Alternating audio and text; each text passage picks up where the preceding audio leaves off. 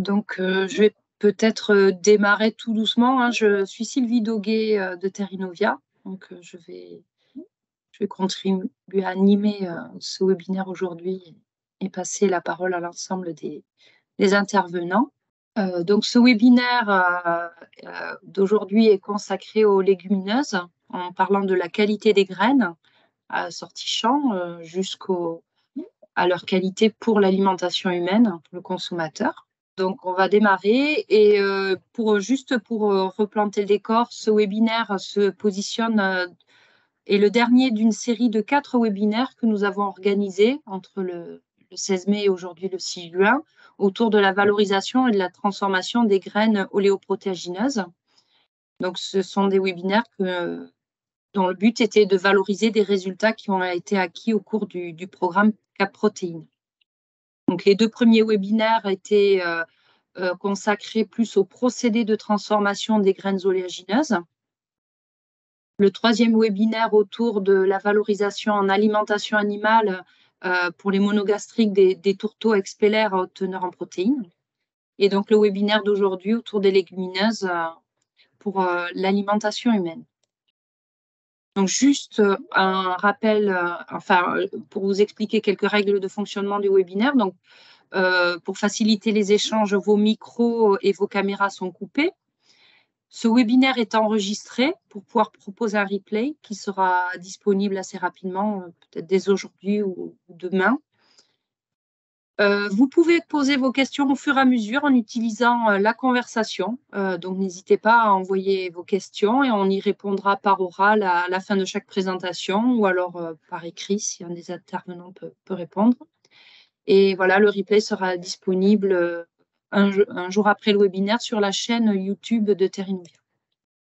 Donc, les intervenants d'aujourd'hui sont côté ITERG, donc situé à Pessac-Canéjan, donc Jean-David Léao, qui est donc le directeur général adjoint d'ITERG, qui fera l'introduction.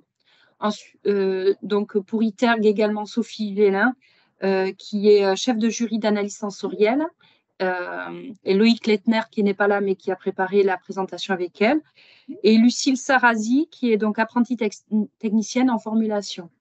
Donc à Terrinovia, donc moi-même Sylvie Doguet qui suis chargée d'études sur la qualité et la valorisation des oléoprotéagineux, et Patrick Carré, donc qui est expert stratégique, ingénieur des procédés à Terrinovia. Ensuite, donc, nous aurons comme intervenant également Frédéric Baudouin, qui est responsable de laboratoire R&D et analyse des protéines alternatives à Improve.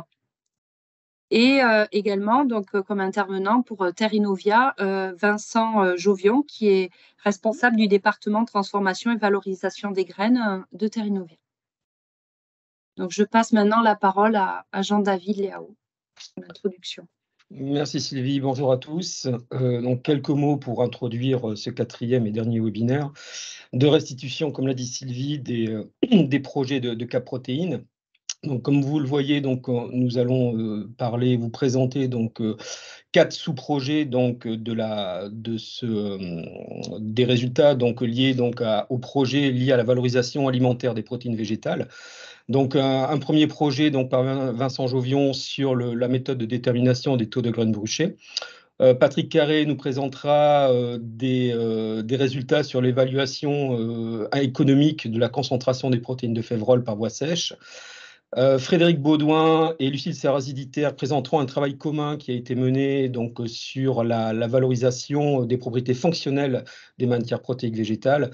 Et donc enfin, Sophie Gélin présentera donc, les travaux menés à l'ITERG sur l'analyse sensorielle des matières protéiques végétales, avec aussi le lien avec les composés volatiles. Malheureusement, donc, nous ne pourrons pas avoir la présentation des résultats sur la perception des légumineuses par les consommateurs. Les gens qui devaient le faire au sein de l'INRAS s'excusent. Le webinaire sera reporté donc, au second semestre. Ils attendent aussi, pour pouvoir avoir quelque chose de plus complet, donc l'ensemble des résultats qu'ils sont en train de défricher et de mettre à jour. Donc, un premier article a été publié récemment donc, dans la revue Nutrients sur cette thématique et d'autres articles sont en prévision. Donc, Terunivia organisera donc un second un webinaire donc, spécialement dédié donc, à cette thématique au cours du deuxième semestre. Vas-y Sylvie. Alors, juste en introduction, donc rappeler le projet Cap Protéines. Donc, c'est un programme de recherche, hein, c'est donc un méta-projet donc de développement, d'innovation et de transfert lié donc au plan protéines et qui a été réalisé dans le cadre du plan de relance, du plan France Relance, pardon, avec pour objectif principal l'accroissement de la production nationale de protéines végétales. Donc, c'est un projet d'une durée de 2 ans, entre le 2021 et 2022, qui s'est plutôt passé à partir du premier semestre 2021 jusqu'au 31/12/2022. Donc, c'est pour ça que on a beaucoup travaillé, donc le temps était très court pour sortir les résultats. Avec un budget quand même conséquent, 20 millions d'euros issus de France Relance et 33,5 issus de la filière Oléopro. Et l'ensemble du projet était géré donc, par les équipes de Terrinovia et de Lidl. Donc, il y avait 5 projets majeurs et aujourd'hui, donc, nous intéressons aux résultats du projet qui était lié donc, à la valorisation alimentaire des protéines végétales. Et notamment donc les 3 actions qui étaient la mise en place d'outils analytiques, la mise en place d'études sur la technologie de transformation des graines et enfin donc la mise en place d'outils sur la valorisation de l'utilisation des protéines végétales, notamment donc dans le domaine alimentaire. Je vais laisser la parole à Vincent Jovion, qui va venir nous présenter donc la méthode de détermination des taux de graines bouchées. Et puis, je vous retrouverai donc à la fin du webinaire pour quelques mots de conclusion. Bon webinaire à tous. Merci Jean-David. Je vous prends la main. Voici, donc aujourd'hui je vais pouvoir vous présenter les travaux qui ont été réalisés dans le cadre de Cap Protéines et qui portaient sur les méthodes de détermination des taux de grains brûchés. Donc ces travaux qui ont été réalisés principalement à Ardon et je vais pouvoir vous les mettre en lien avec tout ce qui se passe au niveau normalisation, en particulier au niveau français et au niveau international. Alors tout d'abord, pour commencer un petit peu de contexte, donc, et probablement un rappel de que sont les bruches. Donc les bruches, on a plusieurs espèces qui existent. Ce sont des coléoptères qui sont ravageurs des graines de légumineuses. Donc on a une photo à droite qui illustre, où on a une des photos de Bruchus pisorum. Elles vont réaliser leur développement larvaire dans les graines de légumineuses en consommant une partie ou une totalité au niveau des cotylédons et elles vont ressortir au stade adulte, souvent en post-récolte. Alors, quel est l'impact de ces bruches? Le problème, c'est qu'aujourd'hui, nous ne possédons pas de véritable solution efficace de lutte au champ pour gérer les bruches. En conséquence, elles sont présentes à peu près partout, en tout cas sur nos cultures métropolitaines, et elles vont avoir un impact visuel sur la graine, ce qu'on peut très bien reconnaître aujourd'hui avec le trou de bruche, hein, qui est souvent très circulaire, ce qu'on aperçoit toujours sur la photo en haut à droite. Et la qualité visuelle donc va être impactée. La qualité germinative dans le cas des semences va également pouvoir être impactée. Elles sont globalement peu préjudiciables au niveau du rendement, mais évidemment tout ce qui est qualité des graines va être fortement touché. Sur la droite, je vous ai également proposé une petite illustration qui reprend donc là sur plusieurs années en arrière, l'évaluation du dégât, des dégâts de bruche sur les graines de févrole. Donc ce sont des données qui sont issues de l'Observatoire qualité des graines. C'est un observatoire qui est copiloté par Terre Univia, l'Interprofession, et par Terre Innovia, donc le centre technique. Il existe à la fois sur oléagineux et sur protéagineux, et depuis récemment, nous l'avons développé sur légumes secs, en lentilles et pois chiches, qui seront bientôt publiés. Sur cette illustration, ce que l'on peut constater, c'est que là, ce sont des catégories par classe. On a une présence continue de bruches dans les lots depuis de nombreuses années.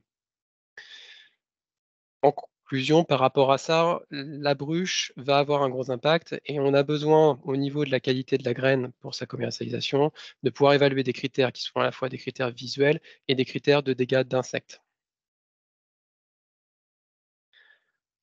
Au niveau normatif, Pour vous illustrer ce qui se fait, il faut savoir qu'il y a 3 niveaux pour la normalisation. Un premier niveau qui est le niveau français, ce qu'on appelle les normes NF, que l'on connaît souvent dans le domaine quotidien. Un niveau européen et ensuite le niveau international avec les normes ISO. Là, pareil, on peut le rencontrer dans notre quotidien. Dans la partie détermination des impuretés légumineuses, il existe une norme internationale qui s'appelle la NF ISO 605. NF puisqu'elle est reprise au catalogue français, mais ça reste une norme internationale 605 qui a un domaine d'application légumineuse et dont la dernière révision date de 1991. Cette norme présente des méthodes qui sont relativement anciennes et qui sont, surtout en ce qui concerne les dégâts d'insectes, peu applicables et surtout peu reproductibles.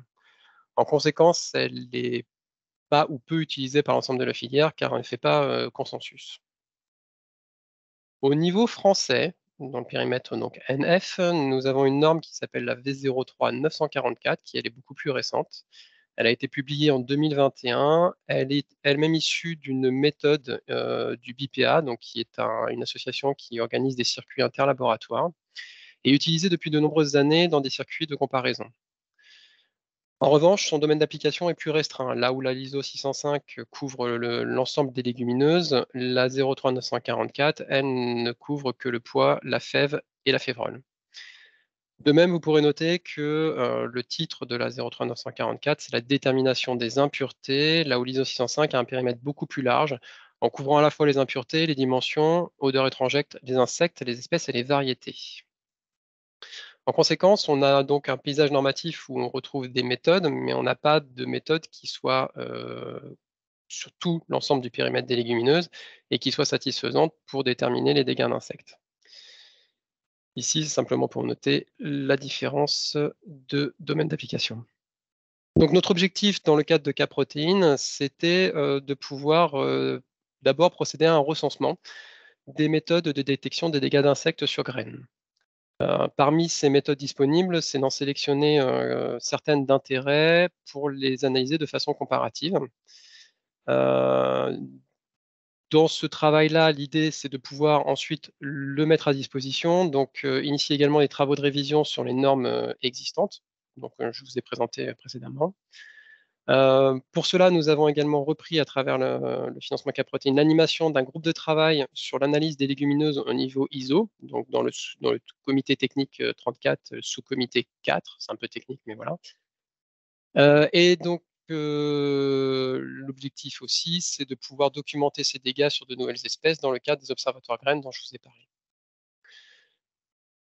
Pourquoi tout ça? Évidemment parce que dans les critères d'alimentation animale, il faut avoir une maîtrise sur les dégâts d'insectes. Donc il y a un maximum de graines bruchées tolérées qui est aux alentours de 2-3 % et surtout il faut une absence totale d'insectes vivants.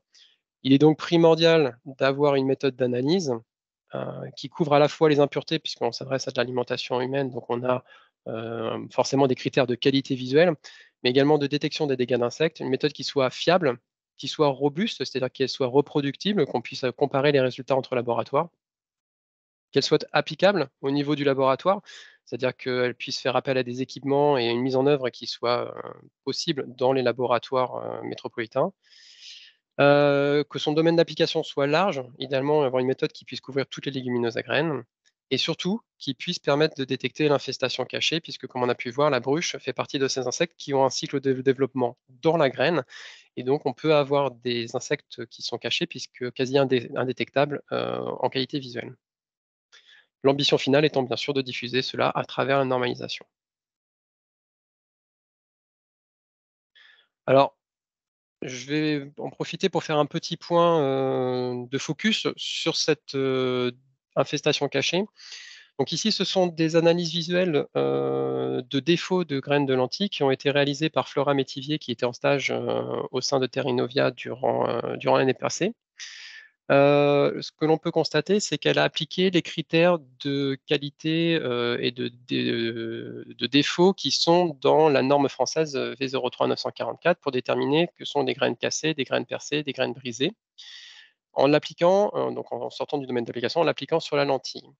Donc sur la gauche, vous avez les graines avec les défauts, sur la droite, les graines témoins pour pouvoir comparer.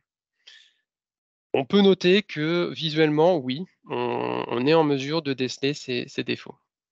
L'histoire se corse un petit peu lorsqu'on part sur la lentille verte. Donc ici, on retrouve de l'anicien, qui est la variété la plus courante en France, où effectivement, sur des graines percées ou des graines cassées, grignotées, il va être encore relativement aisé de faire la distinction entre les graines avec des défauts et des graines témoins. En revanche, les graines qui vont être avec des défauts plus minimes, ça devient extrêmement compliqué. Alors je vous avoue, la photo, c'est pas évident, mais dans la vérité, c'est pareil. La conclusion de ça, c'est que l'analyse visuelle, elle reste peu évidente, surtout pour la détection de l'infestation, enfin les dégâts de bruche, en particulier avec l'effet couleur du tégument quand on considère la lentille. Par ailleurs, l'observation visuelle ne permet pas une bonne prédiction et détection des dégâts d'insectes, en particulier de l'infestation cachée. Une comparaison directe entre cette détection visuelle et des méthodes par radiographie nous ont permis de constater qu'on pouvait avoir un delta jusqu'à un facteur 8 de la détection d'insectes. La conclusion est évidente et que l'analyse visuelle ne permet pas la bonne détection des dégâts d'insectes. Donc, si on regarde un petit peu le périmètre des méthodes qui existent pour détecter les insectes, on va retrouver un gros spectre d'approches que j'ai essayé de résumer ici, où on va retrouver déjà un premier groupe, que ce soit par exemple l'induction d'émergence des insectes pour favoriser leur détection a posteriori, des mesures de CO2 ou des détections acoustiques, donc un groupe qui va plutôt permettre la détection des insectes vivants, en revanche qui ne permettra pas de détection des insectes morts. Un second groupe qui va faire appel à des analyses qui sont plutôt rapides, type thermographie infrarouge, spectroscopie proche infrarouge ou imagerie de type hyperspectral, a été documenté. On a retrouvé pas mal de choses qui se font. On a en revanche des questions sur la fiabilité par rapport à la bruche, en particulier dans son développement précoce, au stade larvaire, et sur le fait donc qu'elle fonctionne bien, et également le coût. Typiquement, quand on part sur l'imagerie spectrale, hyperspectrale, on est sur des installations qui coûtent très très cher. Une méthode qui est pratiquée aujourd'hui, beaucoup, c'est la flottaison. Elle permet effectivement une détermination relativement rapide, d'un taux d'infestation, mais à notre niveau, on considère que c'est une méthode qui peut être intéressante pour un premier tri, mais qui reste uniquement qualitative. C'est pas une méthode qu'on peut considérer comme applicable dans un laboratoire sur un échantillon de référence.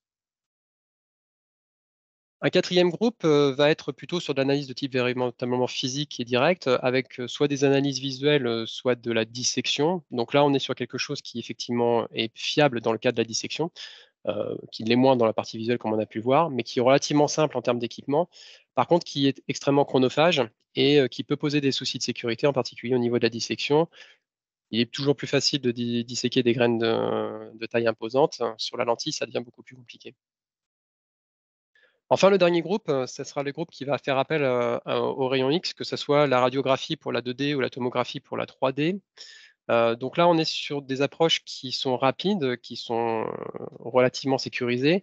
Par contre, qui vont être extrêmement chères en termes d'approche, en particulier sur la tomographie. Donc ici, je vous ai mis une petite photo qui illustre. Ce sont des photos de graines de lentilles, où on voit, eh bien, que, lorsqu'il y a un défaut de bruche, eh bien, on voit cette partie noire qui apparaît, donc c'est qu'on a on a une bruche à l'intérieur. Donc là, un filtre assez évident pour détecter l'infestation cachée. Bien entendu, et je préfère le rappeler même si cela fait sens, dans toutes ces approches, il y a une énorme importance de l'effectif qui va être testé, pour pouvoir être représentatif du lot initial.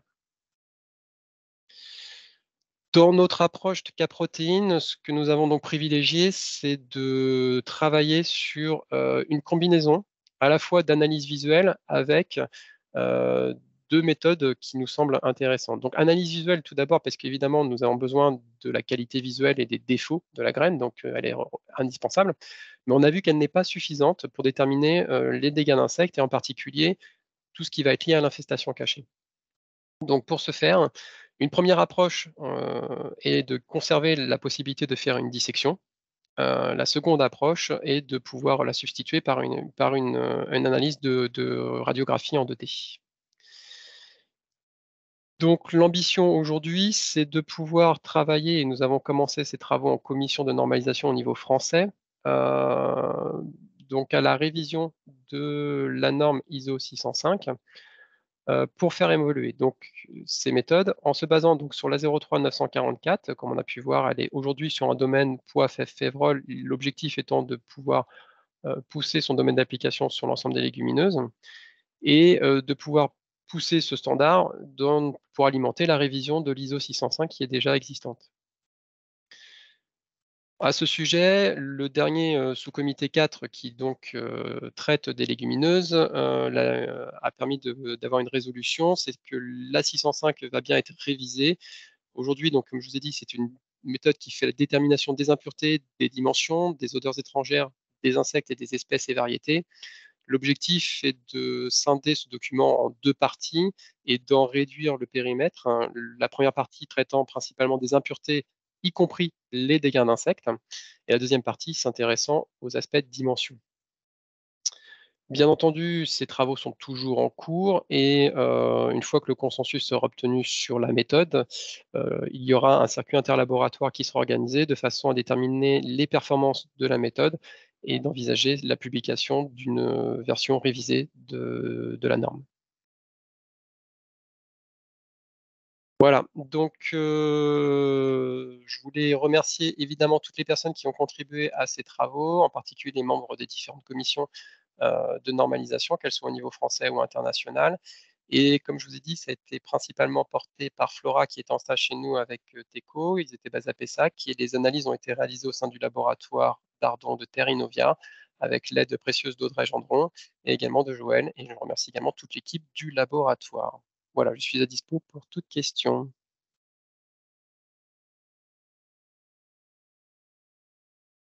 Merci Vincent. Merci pour cette présentation. Et donc là, pour l'instant, nous avons une question qui porte plutôt sur la pression, la présence de bruches dans les récoltes. Donc, c'est une remarque sur... il a l'impression que sur le schéma que tu as présenté, la présence de bruches, elle semble diminuer depuis quelques années. Et à quoi cela serait dû? Alors, oui, sur le schéma, enfin, sur l'illustration, on est sur la partie févrole. Est-ce qu'elle diminue véritablement? Là, sur le schéma, ça donne ça. C'est-à-dire qu'on a aussi un switch qui se fait entre févrole de printemps et févrole d'hiver et on peut, grâce à ça, expliquer qu'on ait moins d'infestation de bruches. Pour autant, la bruche est toujours autant présente dans les cultures. C'est aujourd'hui des leviers agronomiques qui nous permettent d'essayer de diminuer sa pression ou diminuer son impact au niveau de la graine. Néanmoins, la bruche est toujours présente, malheureusement, oui. Oui.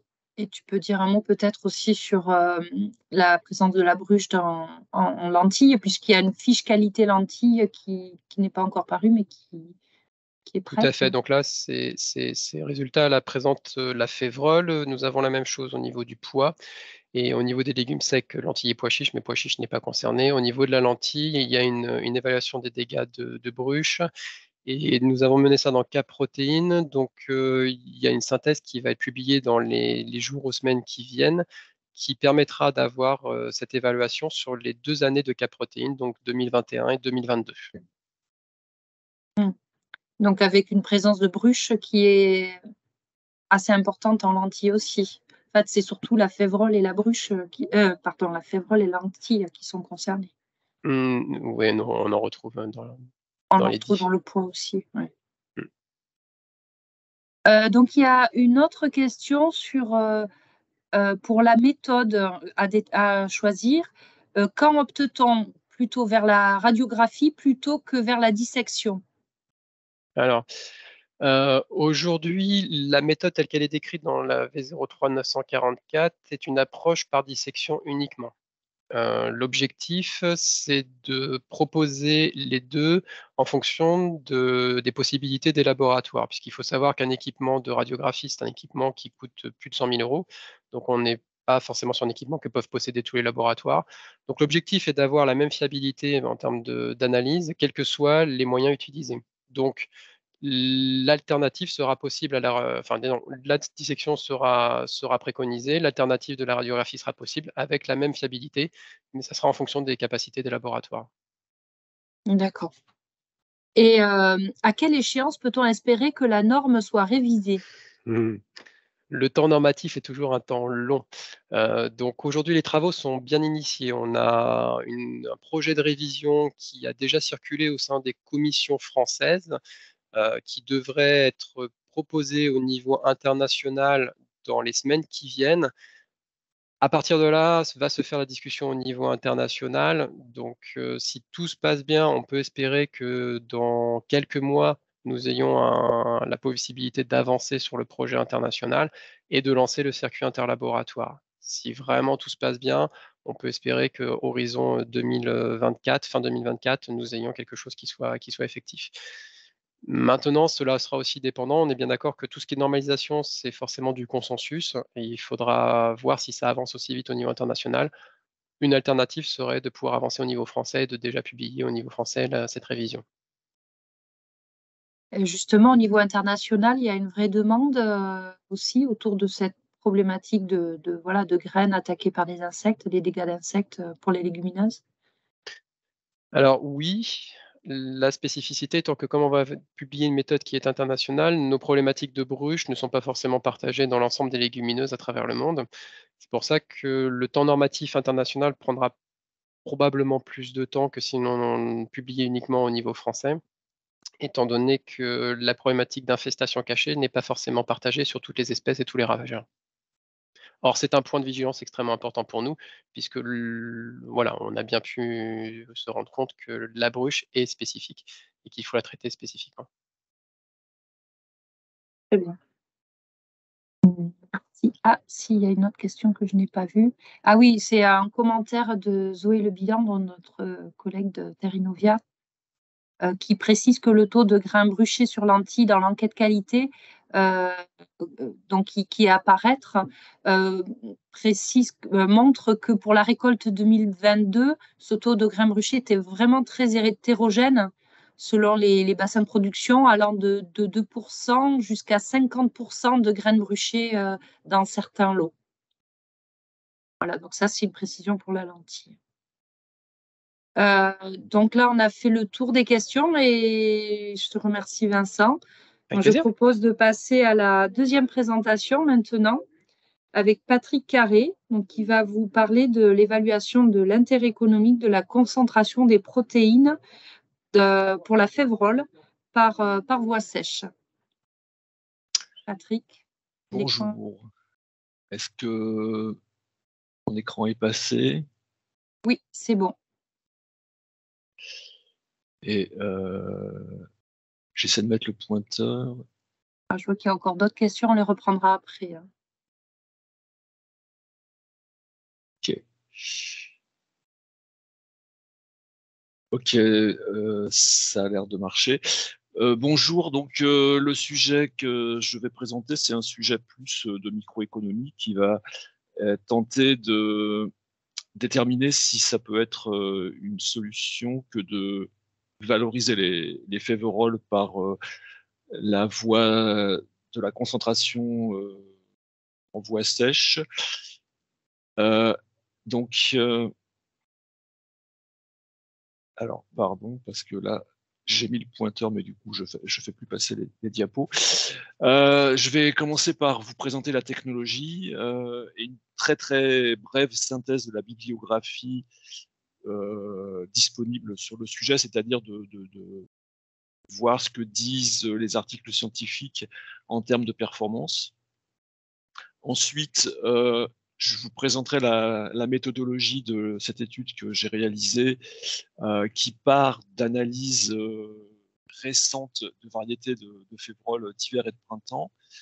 Donc, je vous présenterai comment j'ai déterminé la valeur des fractions issues du process et les différentes composantes du coût du process, donc les coûts de capitaux, les coûts notamment énergétiques.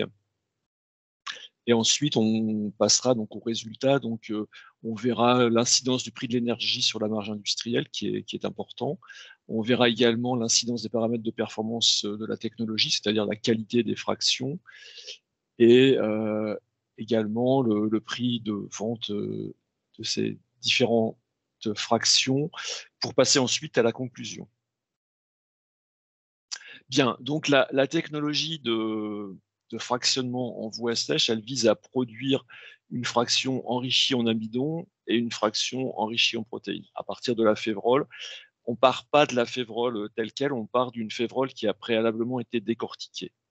Donc ce que vous voyez à l'écran, ce sont des images que j'ai reprises d'un document d'Ozokawa Alpine, où on voit donc pour des légumineuses ce qu'on obtient après un broyage grossier là, à gauche, qui représente donc des grains d'amidon emprisonnés autour d'une gangue de produits riches en protéines.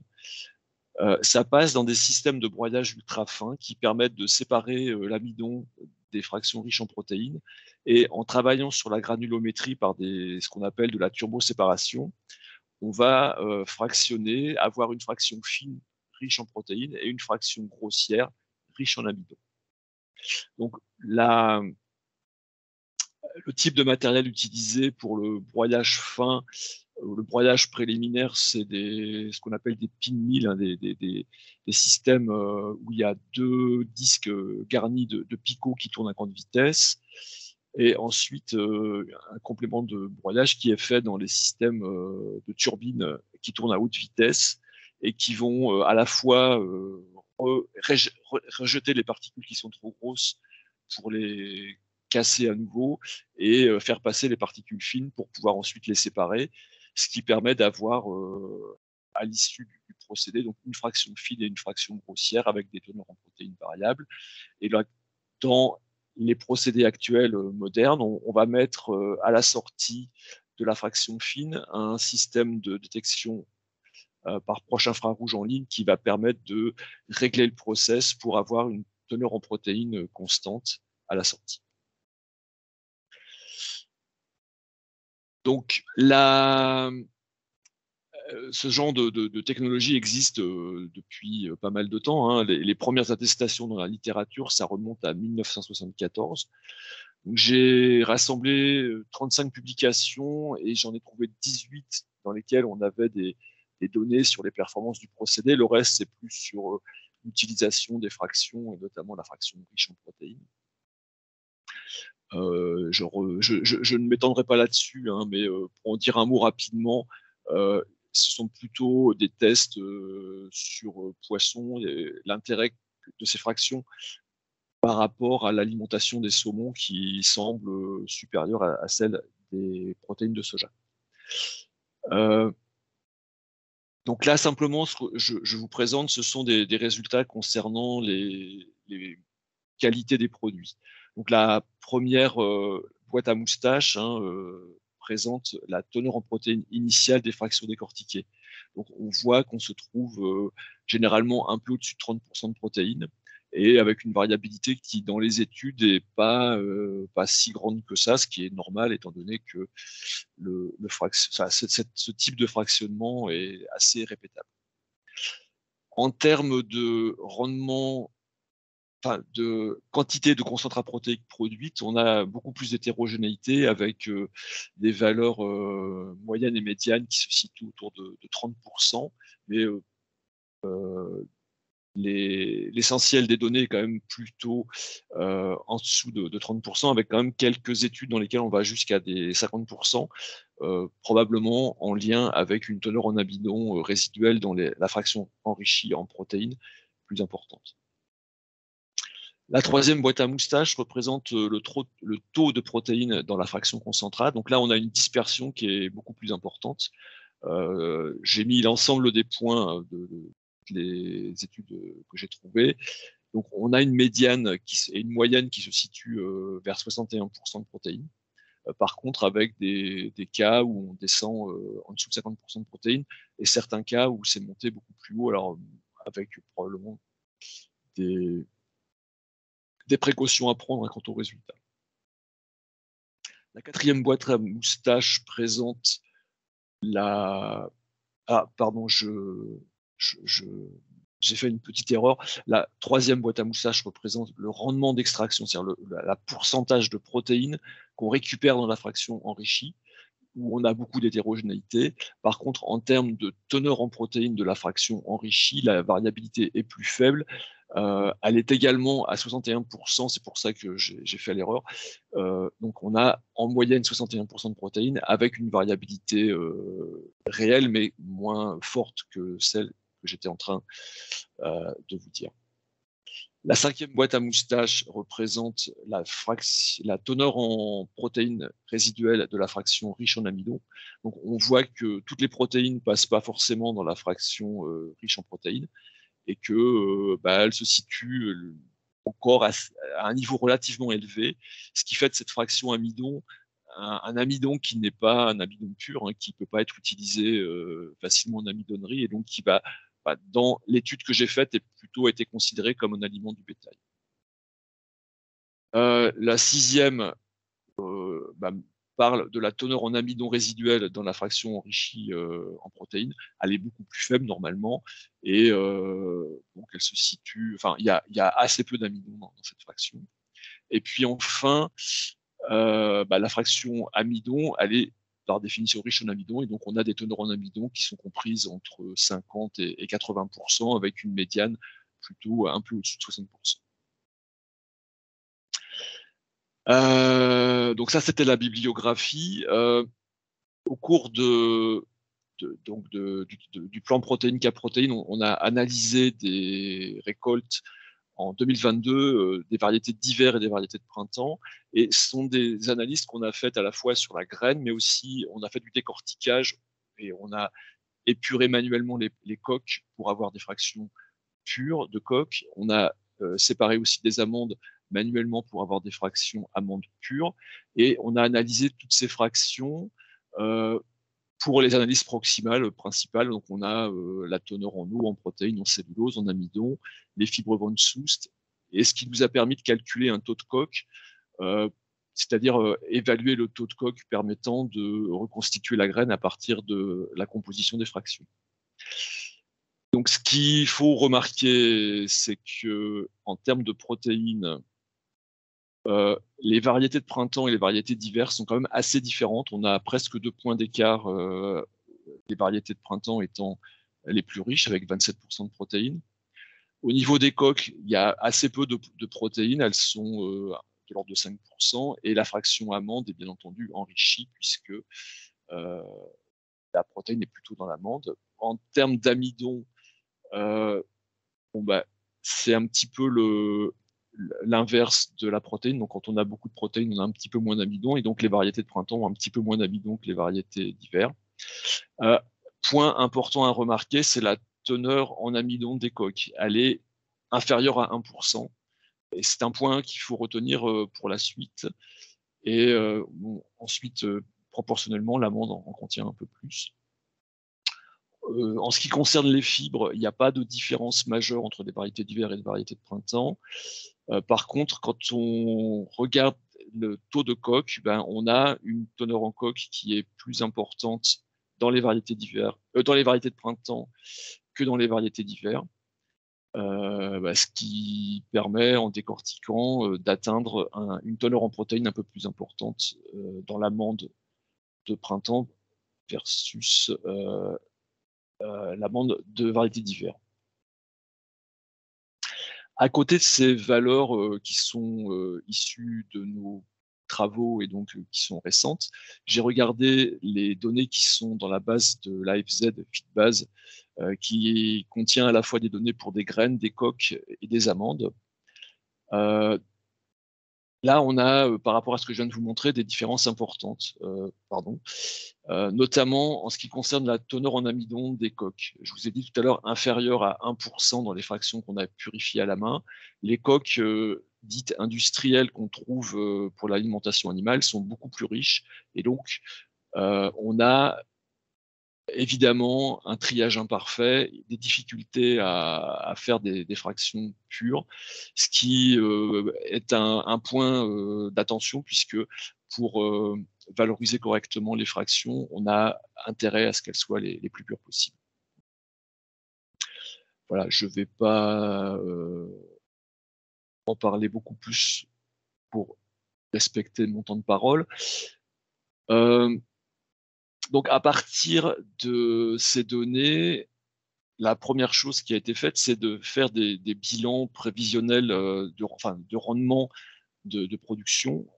Et donc, ça a été fait sur la base des différentes hypothèses.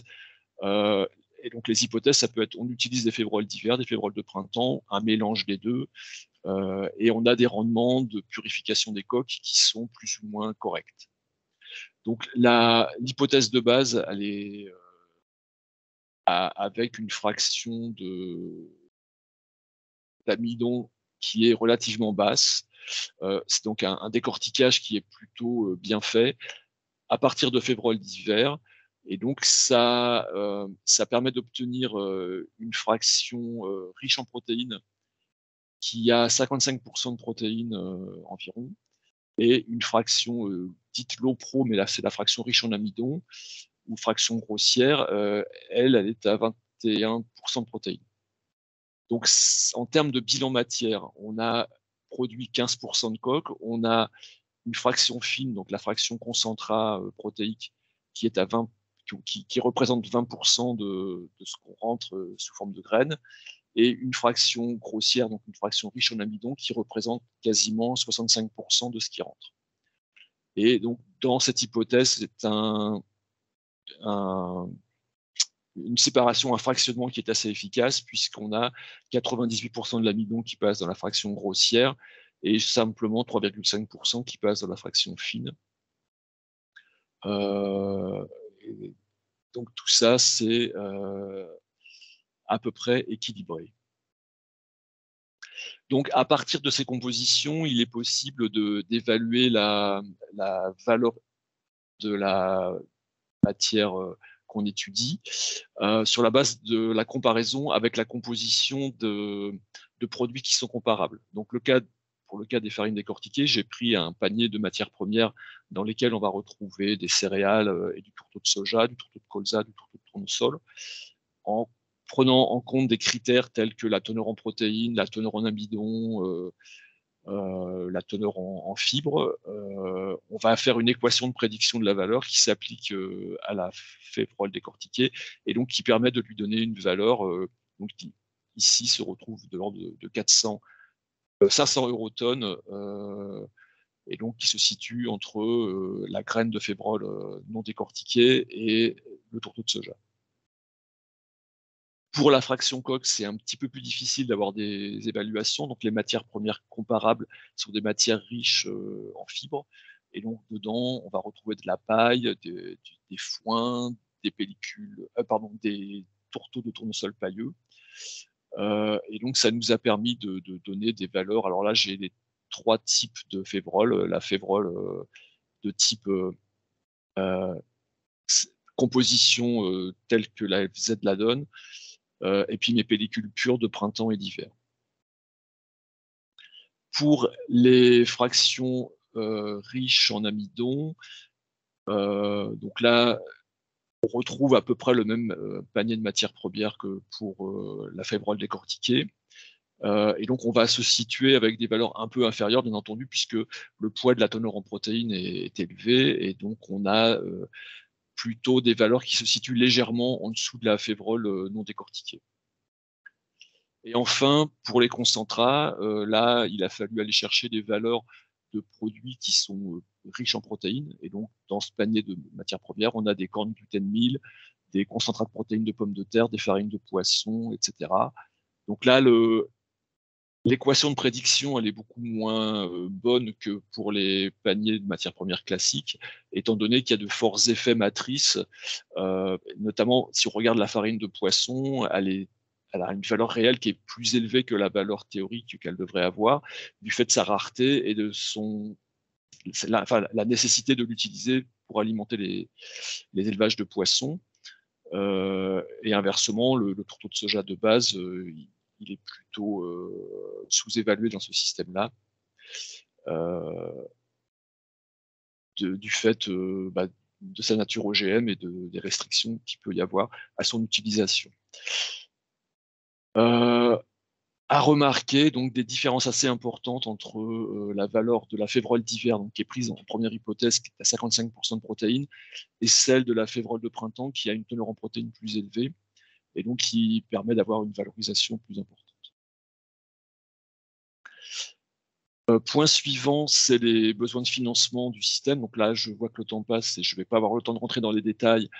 Donc simplement, sur la base du coût des équipements principaux affectés de coefficients pour évaluer le coût de l'installation, c'est la méthode du facteur de Lang, on aboutit à un coût d'investissement pour une capacité de 30 000 tonnes par an d'un peu plus de 4 millions d'euros, ce qui permet de calculer des coûts de transformation compte tenu donc, des amortissements et du prix de l'énergie. Et donc là, la quantité d'énergie telle qu'elle est évaluée par les équipementiers, elle est assez importante. Hein. On va avoir besoin de l'ordre de 200 kWh par tonne de graines triturées, transformées. Et avec un tarif d'électricité tel qu'il était en juin 2022, on se retrouve avec un coût d'énergie qui représente presque 50% des 55 eurotonnes du coût évalué. Donc, quand on fait le bilan économique compte tenu du coût de trituration, du coût d'achat des graines et du prix de vente des différentes fractions, on va pouvoir établir une marge industrielle. Alors, je vais aller rapidement pour le produit décortiqué, c'est-à-dire on a fait juste une séparation des coques, on a une marge qui est positive à 12 euros par tonne transformée.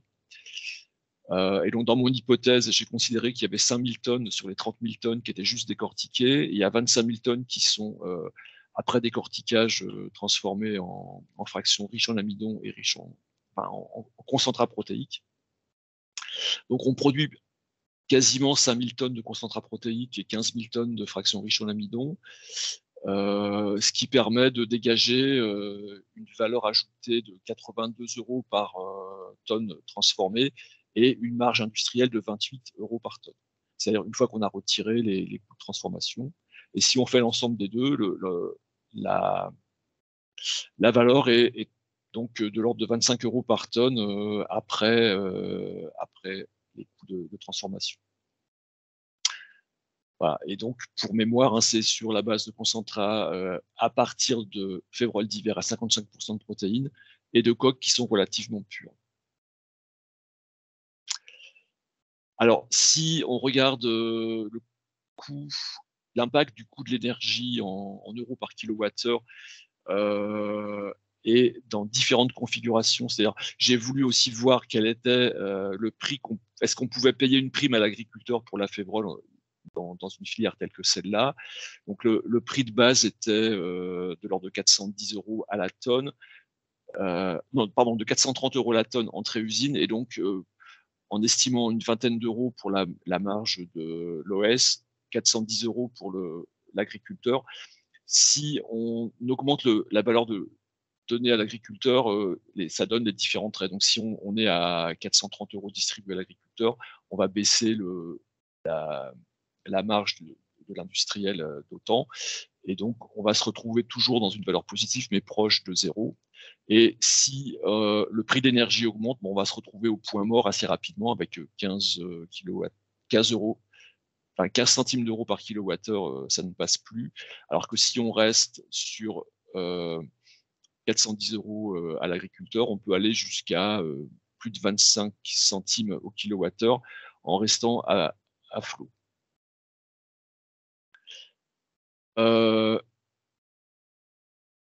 Une autre approche, c'est de regarder puisqu'il y a une certaine incertitude sur la valorisation des produits, ça a été de se dire quel est l'impact. Alors là, c'est simplement sur le décortiquage, pardon. Donc, est-ce que le décortiquage peut être rentable, et donc quel est l'écart de valeur qu'il faut obtenir entre la graine et le décortiqué pour que on atteigne le point mort. Le point mort étant l'endroit où la marge de l'industriel est à zéro. Donc, si on a un décortiquage parfait avec 0% d'impureté, le point mort est atteint avec un delta de 15%. Et si on a 30% d'impureté, du coup, il faut augmenter le delta de valeur à 19%. Et donc, d'après les estimations qui ont été faites dans le cadre de cette étude, c'est-à-dire dans les conditions de décembre 22, on a un écart de 27%, donc ce qui permet de tolérer un peu d'imperfection en termes de séparation des fractions.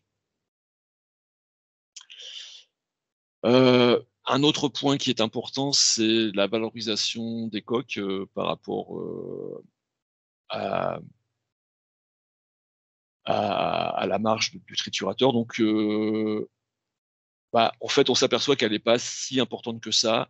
Et le fait de passer d'une valeur de 250 € tonne, qui était dans les conditions de la période fin d'année dernière, si on la diminue on la divise par 2, on va réduire la marge industrielle de 25%. Donc on l'a réduit de 25 € par tonne, ce qui permet si on est au départ comme on était à environ 25 € tonne, on va arriver au point mort. Donc ça montre quand même que le système peut tolérer peut faire avec des prix des coques qui ne soient pas à la hauteur de ce qu'on peut en espérer. Dernière hypothèse, c'est l'intérêt des variétés de printemps par rapport aux variétés d'hiver. Donc, je vous ai dit que les variétés de printemps étaient plus riches en protéines, et donc par contre, elles sont un peu plus riches en coques. Donc là, j'ai fait la supposition qu'on avait toujours le même rendement de concentrat, 20%, mais un concentrat qui était plus riche en protéines. Du coup, avec une valeur de la protéine qui est plus élevée, enfin, une valeur de la fraction concentrat qui est plus élevée, même en tenant compte de qualité de coque un peu plus faible. Et donc, on voit que les marges qu'on obtient sont nettement supérieures. Donc, pour le décortiquage, on passe de 12 à presque 30 € la tonne. Pour le travail de concentration, on arrive à dégager des marges supérieures à 60 € tonne. Et quand on mixe les deux dans l'activité, on reste supérieur à 50 € tonne, ce qui est plutôt encourageant. Donc en conclusion, on a une faisabilité économique qui dépend largement du prix de l'électricité, de la qualité de séparation des coques. On l'a vu, c'est pas majeur. Du type de variété. Alors par contre, ça c'est un critère qui va être assez impactant.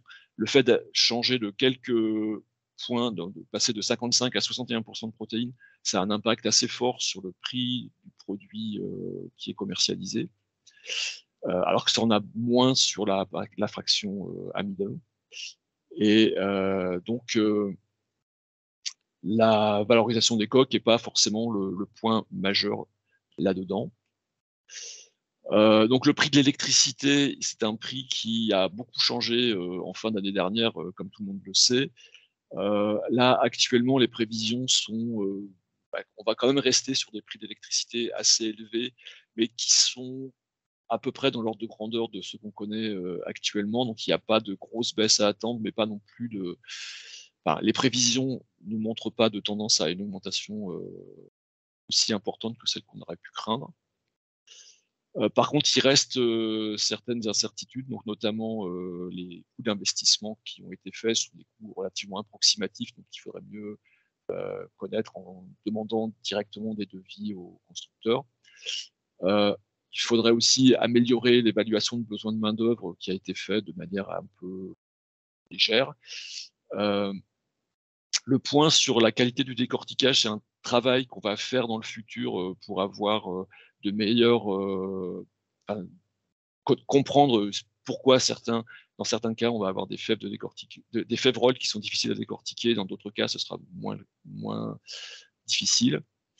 Un autre paramètre, c'est le prix d'intérêt des produits évalués. Donc là, on pourra le demander directement aux gens du secteur de l'alimentation animale pour avoir des vraies valeurs et donc voir si les tendances qu'on a pu voir se confirment. L'incertitude, c'est aussi la disponibilité des graines à moyen terme. Vous savez que la févrole est une culture assez difficile avec des productions qui ne sont pas toujours au rendez-vous.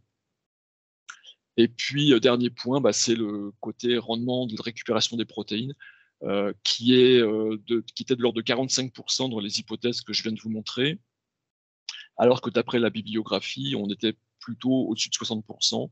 Et donc là, il y a quelque chose à travailler pour voir si on arrive à faire un peu plus de concentrat de protéines, bien entendu, tout le système va être tiré vers le haut et de meilleure profitabilité.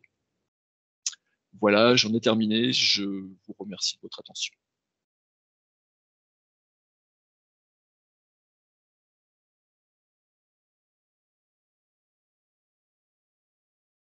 Merci Patrick. Donc, il n'y a pas de questions directement sur ta présentation. Il y avait encore d'autres présentations qu'on n'a pas pu, d'autres questions sur l'intervention précédente qu'on reprendra peut-être à la fin. Si, il y a une question là aujourd'hui, une remarque. La cotation de la dépêche alimentation animale rendue Bretagne en Pontivy pour la récolte 2023 août-décembre pour la févrole, c'est 280 € par tonne. Et pour l'alimentation humaine, il n'y a pas de cotation incoté. C'est un terme que je ne connaissais pas. Je suppose que ça veut dire qu'il n'y a pas de cotation. Si on a un plus 40 € par tonne pour l'alimentation humaine, en hypothèse, ça ferait du 320 € par tonne. Donc, c'était un complément de remarque peut-être par rapport à tes hypothèses oui, alors de prix. Les prix ont bien changé depuis l'époque où l'étude a été faite, c'est-à-dire en fin d'année dernière. Et effectivement, il faudrait reprendre un peu les matrices de cotation pour la mettre, pour l'actualiser. Alors effectivement, je l'ai pas mentionné, mais ça fait partie des points qui serait aussi nécessaire, c'est de faire ce travail sur un historique de prix, parce que bien entendu, les prix sont jamais constants et en fonction des différences qu'on peut avoir entre la protéine et les céréales, il peut y avoir un intérêt pour ce type de produit concentré qui peut changer dans le temps. Ensuite, il y avait une autre question. Est-ce qu'on a des pistes pour expliquer la différence entre févrole d'hiver et févrole de printemps? Parce que tu nous as montré qu'il y avait des différences. C'est pas trop mon domaine de compétences. Je crois avoir entendu dire qu'il y a un petit peu systématiquement un écart comme ça entre pour différentes espèces, entre les variétés d'hiver et les variétés de printemps. Les variétés de printemps étant un peu moins productifs, mais permettant d'atteindre des qualités en termes de protéines qui sont régulièrement plus importantes.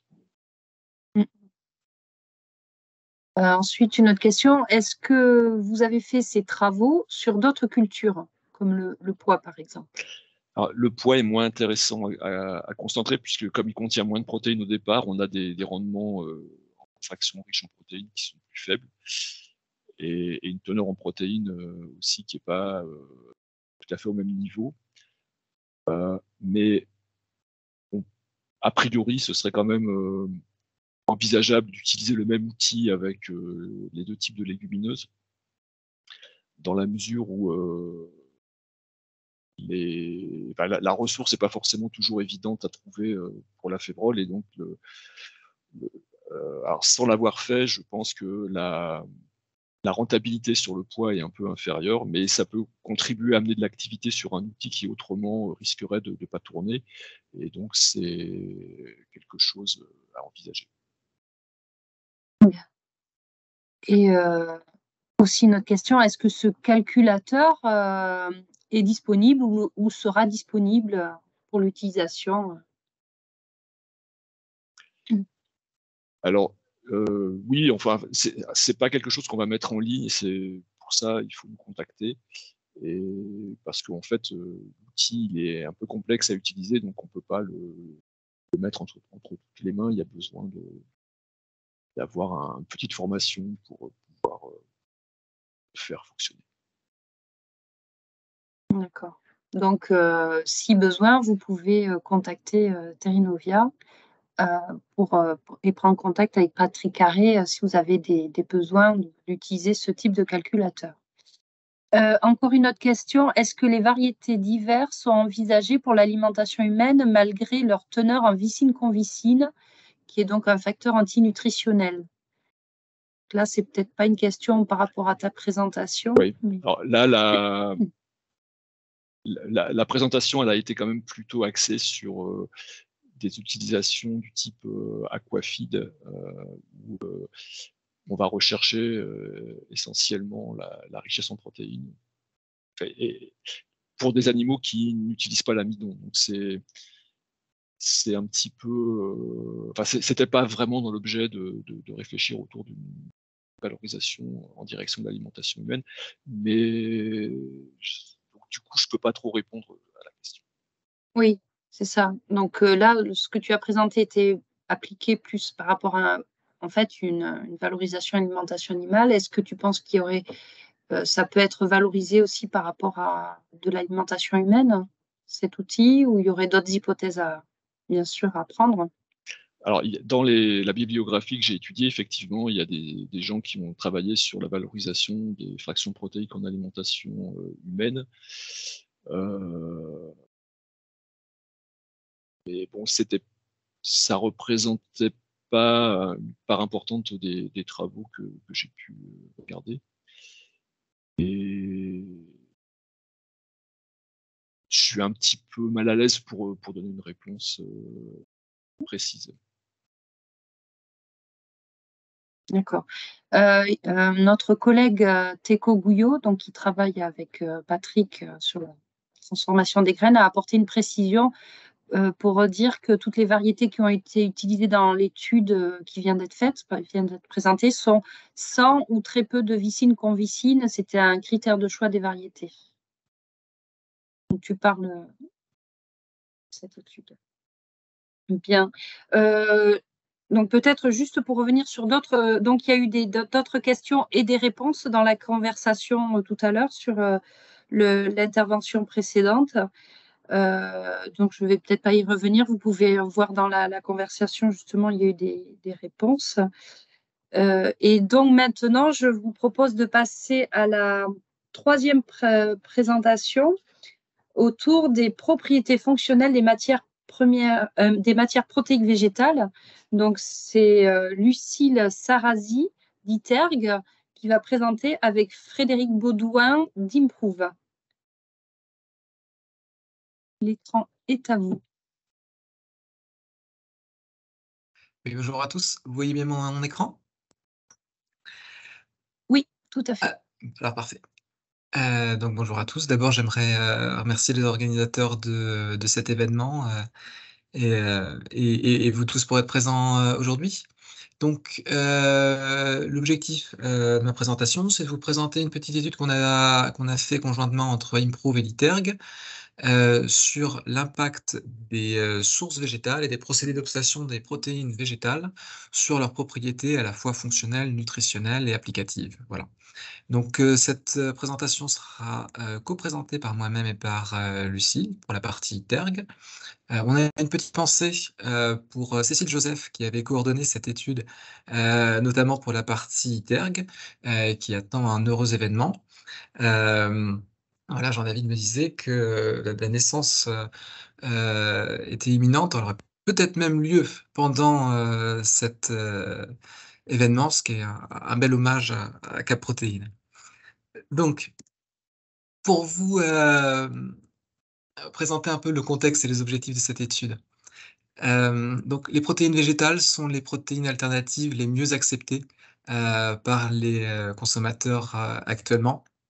Le taux d'acceptabilité est loin devant les protéines d'insectes ou les protéines obtenues par fermentation ou par viande cellulaire. Les sources végétales sont extrêmement variées. Les possibilités du végétal sont presque infinies.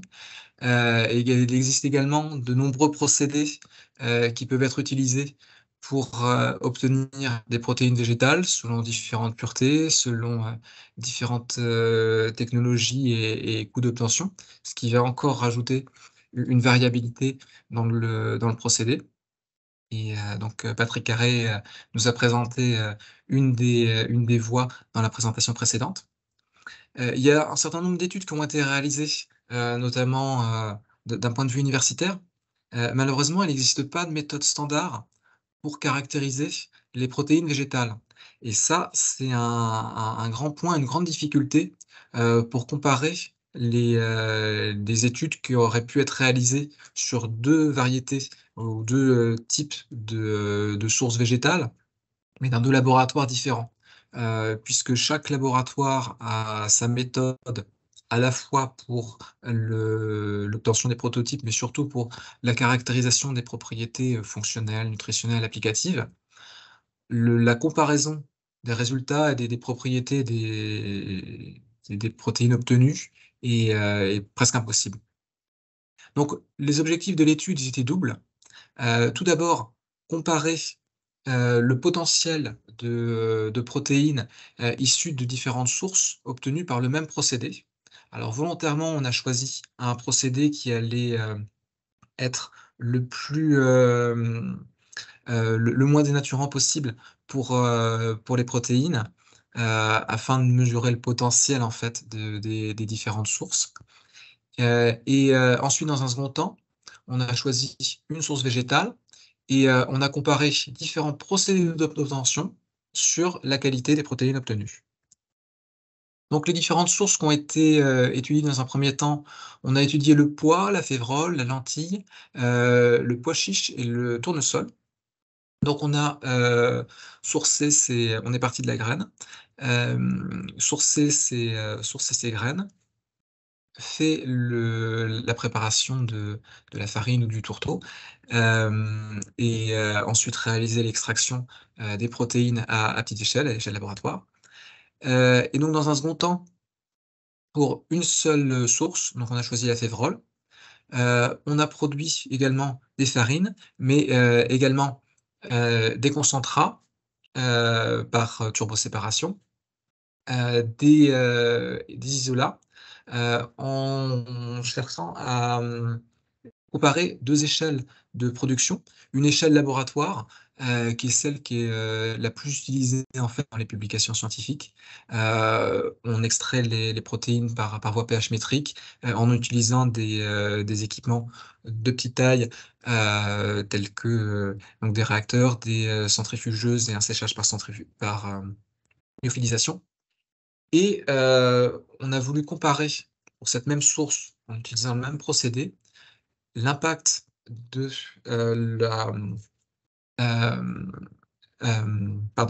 l'impact de la technologie utilisée, et notamment donc du scale-up, en utilisant non pas des produits, enfin des technologies laboratoires, mais en utilisant des technologies pilotes qui sont beaucoup plus représentatives des équipements utilisés pour la fabrication d'un isolat à l'échelle industrielle.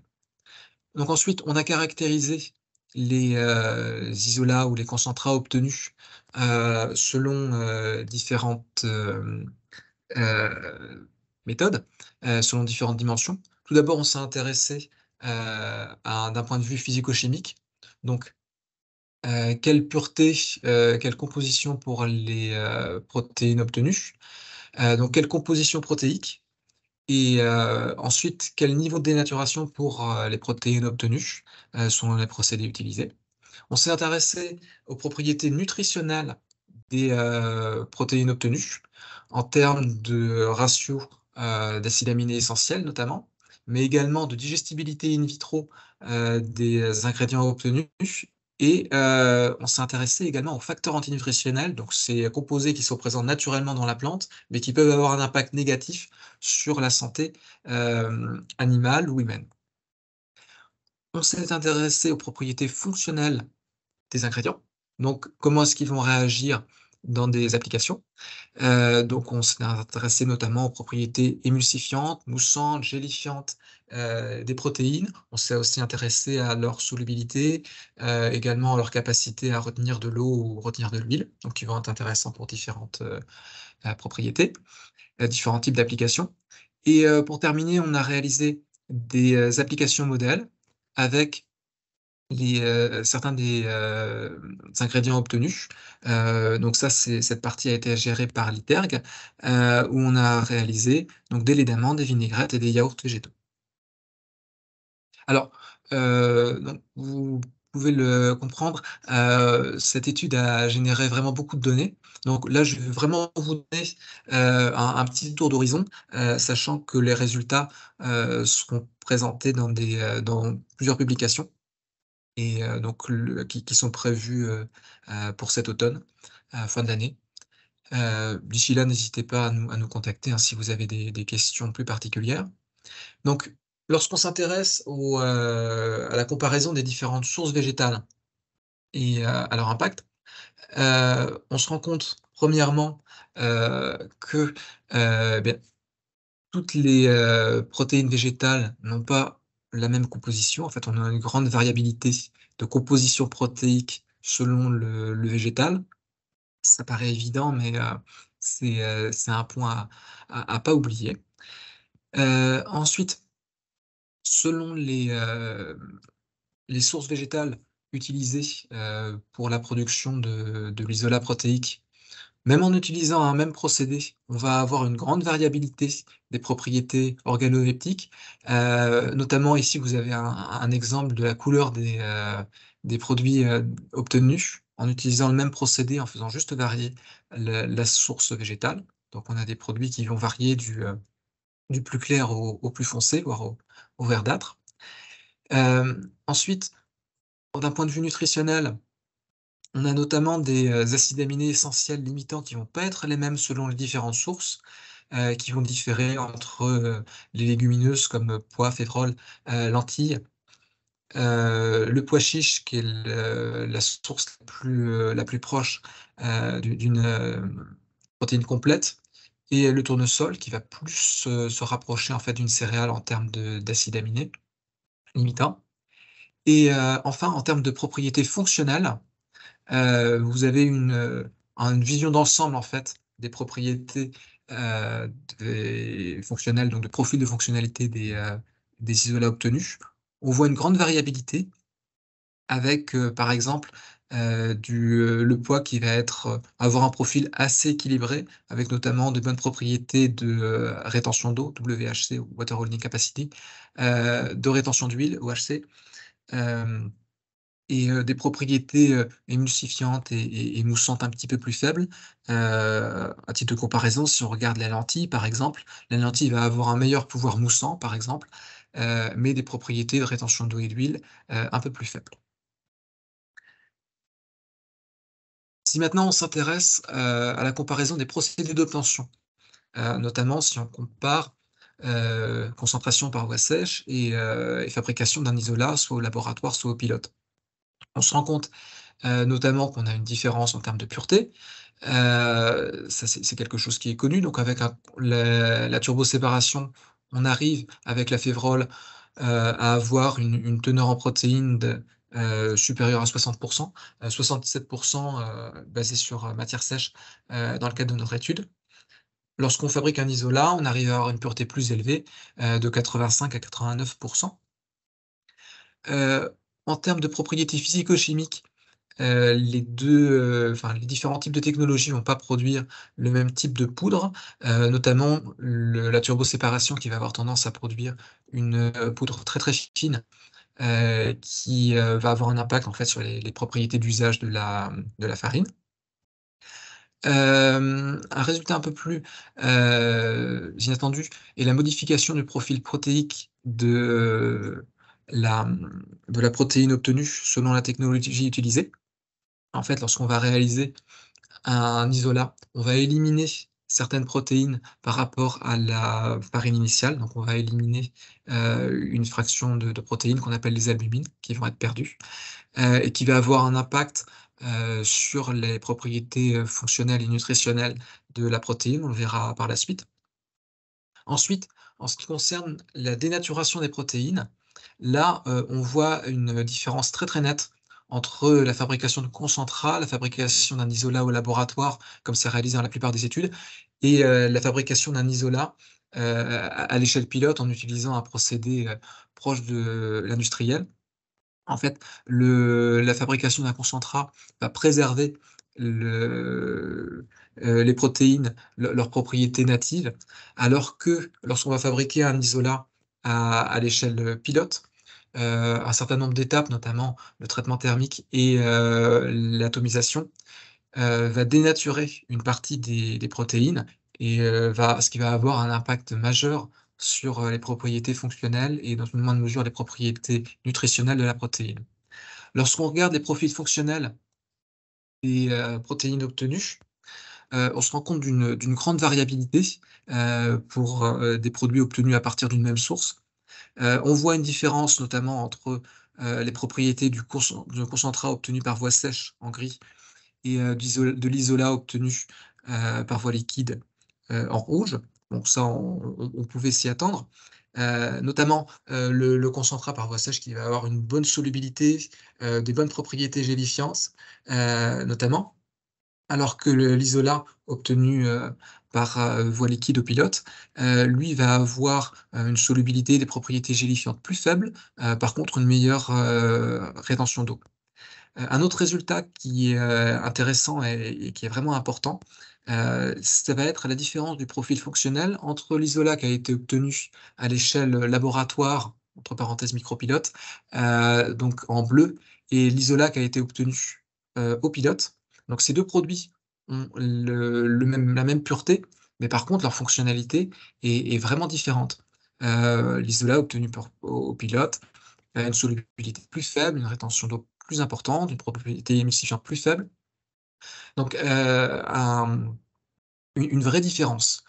Ça a vraiment un impact et de l'importance, notamment lorsqu'on va faire des études bibliographiques pour comparer le potentiel d'une nouvelle source protéique, par exemple, ou d'un nouvel ingrédient. Bon, l'utilisation, la réalisation d'un prototype à petite échelle au laboratoire, elle est possible pour avoir une idée générale de la pureté qui est possible à obtenir, dans une certaine mesure, d'avoir une première idée de la fonctionnalité de la protéine obtenue. Mais les propriétés réelles vont être quand même très différentes en termes de fonctionnalité lorsqu'on va passer sur un procédé pilote en utilisant réellement des équipements industriels. Ça, c'est lié notamment à la dénaturation des protéines lors de l'utilisation d'équipements pilotes. Lorsqu'on s'intéresse maintenant aux propriétés nutritionnelles des produits obtenus, on se rend compte de deux choses. En ce qui concerne les facteurs antinutritionnels, on se rend compte que l'utilisation de la fabrication d'un concentrat par turboséparation notamment va pas permettre de diminuer les facteurs antinutritionnels. Au contraire, on va les purifier. Donc on va quasiment doubler la teneur en facteurs antinutritionnels lorsqu'on passe d'une farine à un concentrat. Alors que dans le cadre d'un isolat, la fabrication d'un isolat va permettre d'éliminer certains facteurs antinutritionnels, ou du moins de les réduire fortement. C'est le cas notamment des alpha-galactosides, donc des sucres indigestes, qui vont causer des flatulences notamment. C'est aussi le cas de la lysine. Par contre, certains facteurs antinutritionnels, par exemple l'acide phytique, ne va pas être éliminé lors de la fabrication d'un isolat. Il va rejoindre la fraction protéique sous l'effet d'interaction entre les protéines et l'acide phytique, et donc vont encore être présents dans l'isolat obtenu. Lorsqu'on s'intéresse maintenant au profil en acides aminés et la digestibilité in vitro des produits obtenus, on se rend compte qu'en termes de digestibilité, concentrat et isolat ont une digestibilité in vitro élevée, qui est plus importante que la farine initiale. Par contre, si on s'intéresse à l'indice chimique, Donc c'est la proportion en fait d'acides aminés essentiels.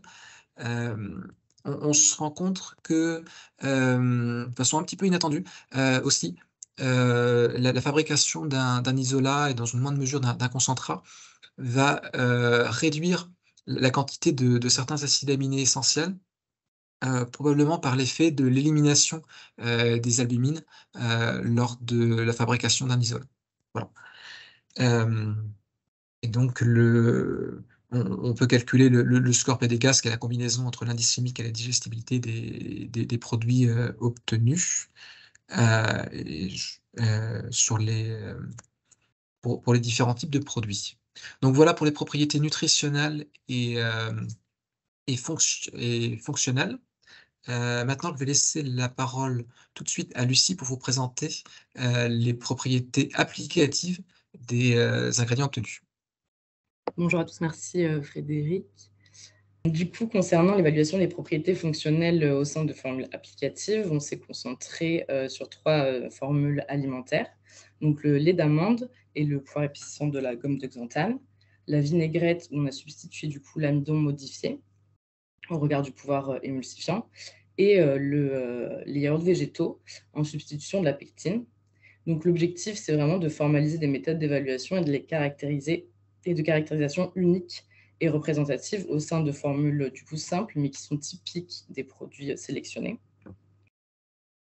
Donc les caractérisations qui ont été réalisées sont les suivantes, donc pour chaque application. Donc on a regardé la stabilité en conditions réelles de stockage, donc H0 et H7, et où on va regarder du coup les phénomènes de déstabilisation comme la sédimentation, le crémage, également la couleur, la présence de mousse par exemple. La microscopie optique, du coup, qui va rendre compte de la taille des gouttes, l'état d'agrégation, l'homogénéité du système. La stabilité en conditions accélérées, du coup, grâce au lumifuge, qui est une centrifugeuse analytique. Et enfin, la viscosité, où on va regarder la texture, le comportement de l'échantillon à une sollicitation. Donc, tout d'abord, les protéines ont été comparées, du coup, au regard de leur origine végétale. Et après, du coup, la mise en place des formules de témoins laboratoires, des procédés de fabrication. On a substitué la gomme de xanthane par les différentes ressources végétales.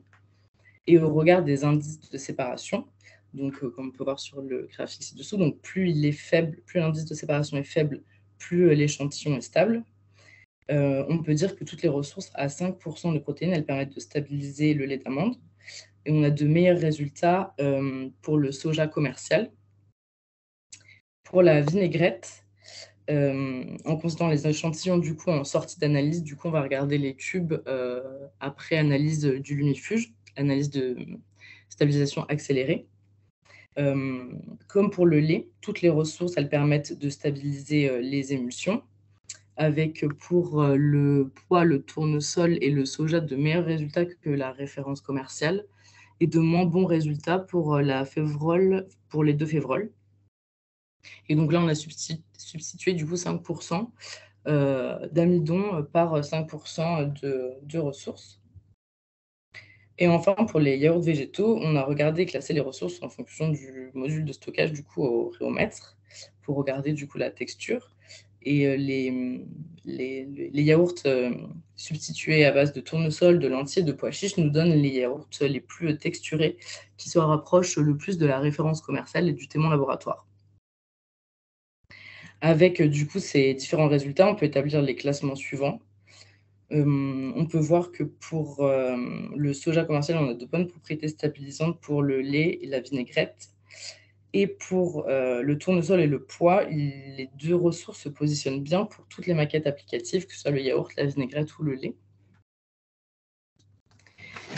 Ensuite, si on regarde les résultats de l'influence du procédé sur la févrole, on constate du coup que pour le lait végétal, c'est l'isolat pilote qui se démarque très positivement, avec également le concentrat voie sèche, mais que tous les extraits ils permettent de stabiliser du coup le lait d'amande, peu importe le procédé, le niveau de pureté ou l'échelle de production.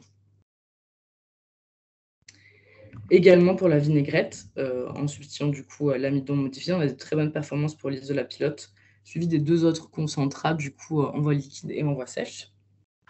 avec toujours des performances du coup supérieures à la référence commerciale qui a été sélectionnée. Et pour le yaourt végétal, c'est le concentré à boisage qui donne une texture comparable au témoin laboratoire. Et l'isola pilote conduit, comme les deux autres applications, donc la vinaigrette et le lait d'amande, à des résultats aussi performants. On a du coup, comme les essais précédents, pu établir des classements en fonction des propriétés, donc épaississantes, émulsifiantes et gélifiantes des trois formules type sélectionnées, et où on a établi un classement du coup en fonction des différentes ressources. Et en conclusion, pour résumer plutôt, on a établi ces tableaux, on a centralisé les performances des ressources végétales en fonction des propriétés fonctionnelles au regard de leur origine et du procédé d'obtention, qui nous permet d'avoir du coup une visualisation plus précise et de pouvoir directement comparer et sélectionner en fonction de la ressource ou du procédé d'obtention suivant la propriété fonctionnelle recherchée. Et donc, en conclusion, les ressources végétales qui ont été étudiées possèdent une grande diversité de propriétés physico-chimiques, nutritionnelles, fonctionnelles, des différentes sources de protéines végétales et selon également le procédé de séparation utilisé. Elles ont de bonnes performances stabilisantes, comme on a vu du coup dans les applications alimentaires type, et un grand potentiel reste encore à explorer pour le monde végétal. Merci pour votre écoute.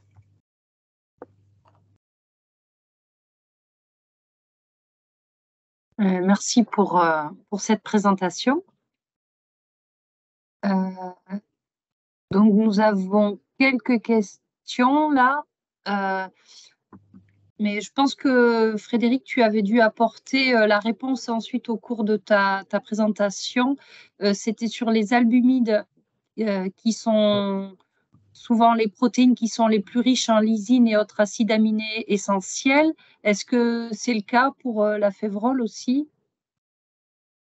Tu parlais justement de la présence d'acides aminés essentiels plus ou moins présentes selon les procédés appliqués. Alors, pour la févrole, il me semble que c'est lié à la présence aussi de méthionine et cystine. Il me semble que c'est le cas. Et c'est pour ça que l'indice chimique est un petit peu meilleur pour le concentrat et pour la farine initiale. Et il y a une autre question, oui, sur les propriétés gélifiantes des concentrats par rapport aux isolats. Je pense qu'effectivement, elles peuvent être améliorées par la présence d'amidons résiduels. Il y a des bonnes propriétés gélifiantes, donc qui va améliorer ces propriétés-là.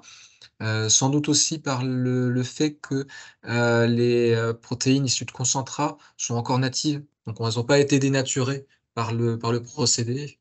Donc on peut s'attendre à ce qu'elles aient des propriétés meilleures. Alors les facteurs pour expliquer la différence entre isolat laboratoire et pilote, en fait, donc ça va être lié aux technologies utilisées, notamment par exemple pour le séchage au laboratoire. Les technologies utilisées, c'est souvent la freezing, lyophilisation. Donc il y a une méthode de séchage qui va préserver assez bien les propriétés des protéines, alors qu'au pilote, on va utiliser l'atomisation classiquement. Et du fait de la température utilisée, on va dénaturer partiellement ou complètement les protéines. On a des petites différences aussi en termes de pureté, en termes d'efficacité des différentes opérations unitaires. Alors ensuite, lorsqu'on comparait les différentes sources végétales, on les a comparées sous forme d'isolat. Donc l'idée, en fait, c'était de les purifier le plus possible et d'utiliser une échelle et des technologies qui allaient le moins dénaturer les protéines pour avoir une idée de leur potentiel plus ou moins maximal, même si c'est discutable, des protéines obtenues par les différentes sources. Et c'était bien des isolats qui avaient été produits pour l'étude Oui. sur votre chez vous en laboratoire. Voilà, c'est ça. Tout ce C'est qui ça. était Donc, isolat, donc de soja, pois chiches, farine, tournesol, lentilles, Voilà. févrole et pois. Voilà. Donc tous les isolats, farines, concentrats de cette étude, elles ont été produits soit au laboratoire, soit à la pilote d'Improve. On a réalisé aussi la caractérisation nutritionnelle, fonctionnelle des protéines. Et ensuite, toutes les propriétés applicatives ont été analysées par l'ITERG, qui a une belle expérience, notamment sur tout ce qui va être émulsion, interaction entre lipides, protéiques et formulations. Donc l'équipe de Lucille. Bien. Bien, merci beaucoup. Dernière petite question, et puis ensuite, il y si a vous encore avez une d'autres dernière questions, petite vous question. pouvez Oui. nous recontacter après la présentation. Donc, pourquoi une meilleure solubilité pour les protéines issues de turboséparation? En fait, la turboséparation va être un moyen de produire un concentrat, donc de purifier les protéines sans appliquer aucune chaleur, en fait. Et donc, on va limiter la dénaturation des protéines par rapport au procédé pH métrique pour fabriquer des isolats, dans lequel notamment on va atomiser, on va appliquer un traitement thermique pour diminuer la microbiologie des ingrédients obtenus. Et donc on va dénaturer lorsqu'on va faire un isolat, alors qu'on ne va pas dénaturer les protéines quand on va faire un concentrat par turboséparation. Et donc, il y a encore une dernière question dans la suite de ça, c'est pour limiter la dénaturation des protéines à l'échelle pilote et les rendre aussi fonctionnelles qu'à l'échelle laboratoire. Qu'est-ce qui serait possible? Alors, pour faire ça, il faut arriver à optimiser les 2 étapes qui vont être les plus dénaturantes pour les protéines, qui vont être l'étape de pasteurisation en traitement thermique, donc classiquement le couple temps-température, et également au niveau de l'atomisation, où selon les paramètres de procédé qu'on va utiliser pour les 2 opérations unitaires, on va dénaturer plus ou moins les protéines. Très bien. Voilà. Mais merci beaucoup pour cette présentation à vous deux. Et donc maintenant, nous allons passer la parole. Ah oui, oui, pardon, je continue. Nous allons passer la parole à Sophie Gélin, donc d'ITERG, pour nous parler de l'analyse sensorielle des matières protéiques végétales.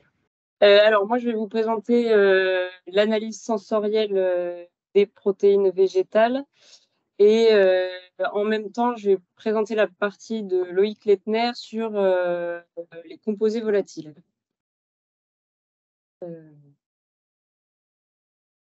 Alors, c'est un projet qu'on a réalisé sur 3 ans. Donc, l'objectif, c'était de concevoir une méthode d'analyse sensorielle utilisable par l'ensemble des professionnels et en même temps une méthode d'analyse pour identifier et quantifier les composés volatiles des protéines végétales. Donc, pour faire le profil sensoriel, on a utilisé l'ISO 11035 qui permet de rechercher et de sélectionner des descripteurs. En source de protéines, on a utilisé le pois, le soja, le févrole et le pois chiche, mais un peu moins que les autres.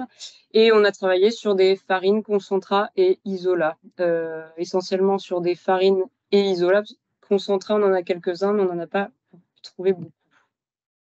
Alors, le projet a été fait en 4 étapes. Donc, déjà une définition des besoins et du périmètre, donc surtout par de la bibliographie. Après, on a développé la méthode d'analyse sensorielle en du coup générant les descripteurs. Avec ces descripteurs, on a trouvé des échantillons de référence et on a entraîné notre jury en interne. Ensuite, une fois que tout ça a été fait, on a fait des fiches descriptives et un module de formation pour pouvoir former des jurys experts. Et en parallèle de tout ça, il y a eu le développement de la méthode d'analyse des composés volatiles. Et après, on a cherché une corrélation entre l'analyse sensorielle et les composés volatiles. Donc, On a commencé par faire la liste de descripteurs pour pouvoir faire un profil sensoriel donc des protéines végétales. Là, on vous a mis tous les descripteurs. Donc, en fait, les descripteurs ont été faits, enfin, sont évalués à l'odeur et au goût en même temps. Donc, on a réussi à sortir 14 descripteurs à partir de 15 échantillons, donc, qui étaient soja, pois, févrole et pois chiches. On avait 11 dégustateurs exactement. Et donc, on évalue l'intensité de tous ces descripteurs sur une échelle de notation qui va de 0 à 10. Les descripteurs les plus importants, en fait, les termes donnés, c'est nous qui les avons donnés en interne. Les descripteurs les plus importants, on va voir après, mais c'est surtout légumineuses et céréales. Et ensuite, on a identifié quelques descripteurs qui pourraient être un petit peu plus des défauts, comme l'animal et tout ce qui est pommes de terre, champignons. Et ensuite, on s'est penché un peu sur la texture, mais nos résultats sur la texture sont un peu particuliers. Donc, à partir de cette liste de descripteurs, on a cherché à trouver des références pour pouvoir s'entraîner en fait sur chaque descripteur, pour que n'importe quelle personne ou vie puisse s'entraîner sur les descripteurs. Donc, on a fait des références. Alors, les références, on a essayé qu'elles soient le plus simples d'utilisation, ou enfin, et surtout de préparation. Donc, on a essayé que ce soit des produits qu'on puisse trouver dans le commerce assez facilement. Donc, par exemple, pour le descripteur céréales, on a pris des flocons d'avoine qu'on infuse dans de l'eau bouillante. On a fait la même chose pour les amandes, pour les noix, et comme ça, cette référence, elle est assez rapide à mettre en œuvre. Après, on a quelques descripteurs où on n'a pas pu le faire, où ça donnait pas forcément quelque chose de correct. Donc, du coup, on a utilisé des arômes alimentaires. En fait, c'est des petites gélules de flavors actives qui sont du coup rapides d'utilisation, mais un peu plus coûteuses.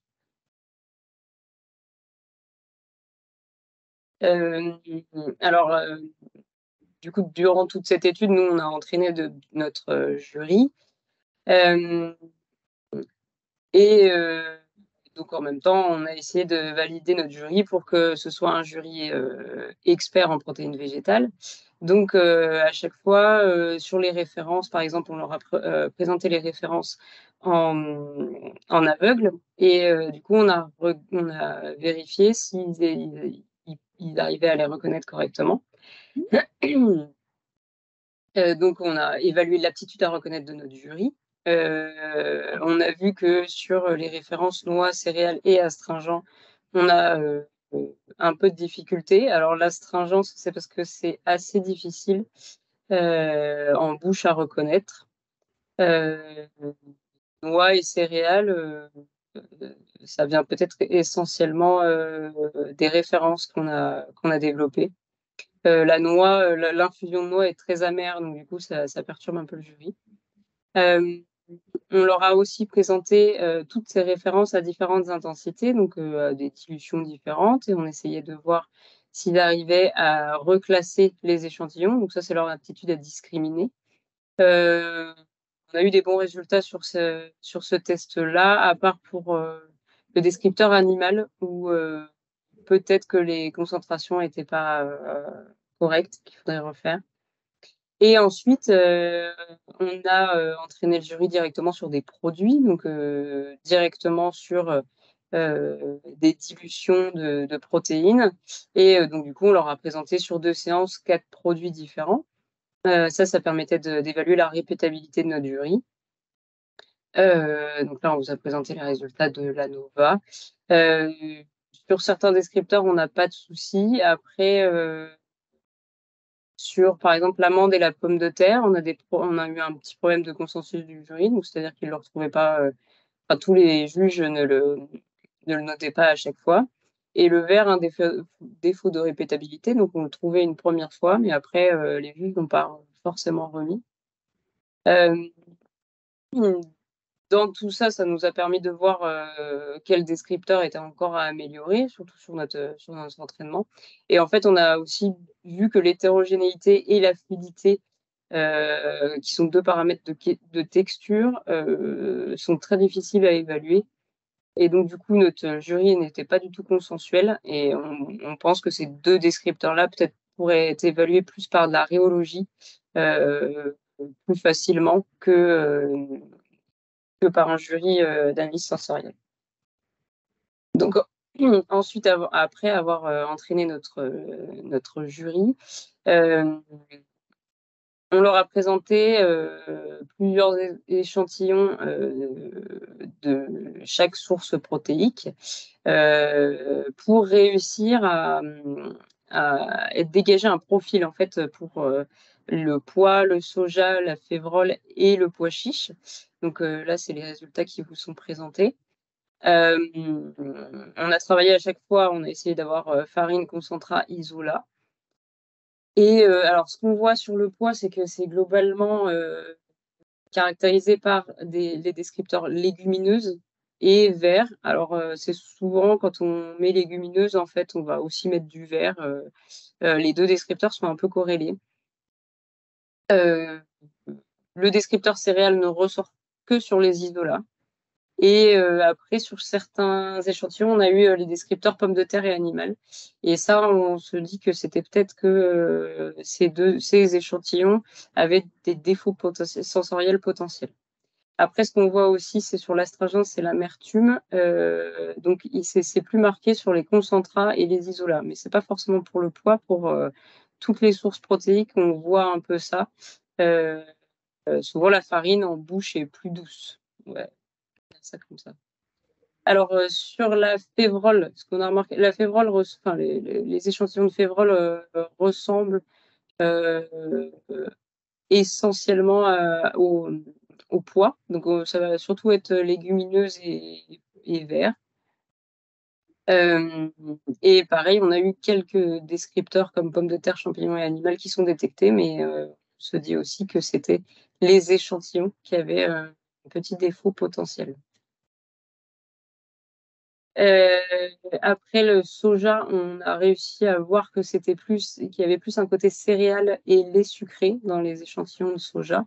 Donc, ça nous dégage quand même un profil bien différent du pois et de la févrole. Et là, l'astringence et l'amertume étaient assez faibles. Et donc, on a aussi eu un petit peu le descripteur amande, mais en fait, on s'est rendu compte que le jury mettait souvent ensemble corrélés, céréales, lait sucré et amandes. Ce sont des descripteurs qui sortent à chaque fois ensemble. Et pareil, là, on a eu un échantillon, 2 échantillons où il y a eu un petit peu de pommes de terre de détecter, et on le mettrait plus en défaut énuétique. Je vais me dépêcher un peu.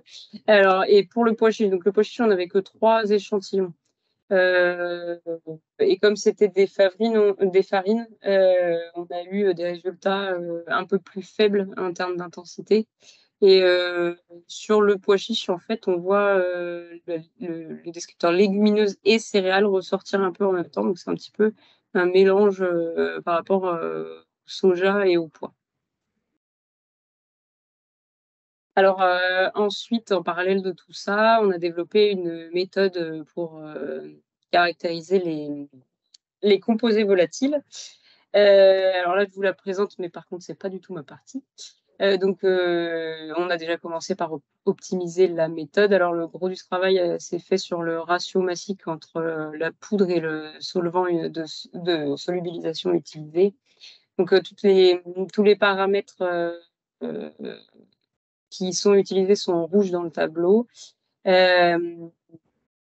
En fait, on a testé plusieurs paramètres et c'est à partir des coefficients de variation